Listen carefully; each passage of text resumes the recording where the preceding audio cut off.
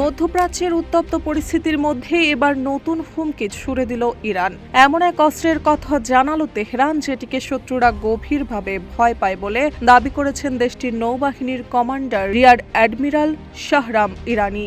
শুধু তাই নয়, রহস্য ঘেরা এই অস্ত্র দেখলে শত্রুপক্ষের হার্ট অ্যাটাক হতে পারে বলেও কটাক্ষ করেন তিনি।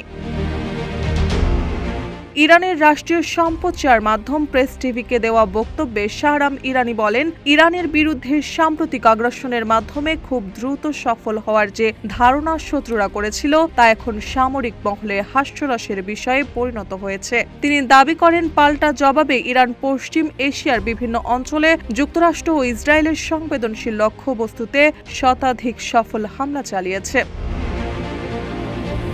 ইরানি আরও জানান, মার্কিন বিমানবাহী রণতরী ইউএস আব্রাহাম লিঙ্কনের বিরুদ্ধে অন্তত ৬০টি ক্ষেপণাস্ত্র হামলা চালানো হয়। এতে নির্দিষ্ট সময়ের জন্য ওই রণতরী থেকে যুদ্ধবিমান উড্ডয়ন ও সামরিক অভিযান ব্যাহত হয় বলেও দাবি করেন তিনি। একই সঙ্গে কৌশলগত গুরুত্বপূর্ণ স্টেট অব হরমুজ এ কড়াকড়ি আরোপের কথাও জানান এই কমান্ডো। তার ভাষ্য অনুযায়ী ইরান শুধু হরমুজ প্রণালীতেই নয়, আরব সাগরের দিক থেকেও নিয়ন্ত্রণ আরও কঠোর করেছে। তিনি হুঁশিয়ারি দিয়ে বলেন, শত্রুরা যদি আরও এগিয়ে আসে তাহলে কোনো বিলম্ব ছাড়াই অপারেশনাল পদক্ষেপ নেওয়া হবে।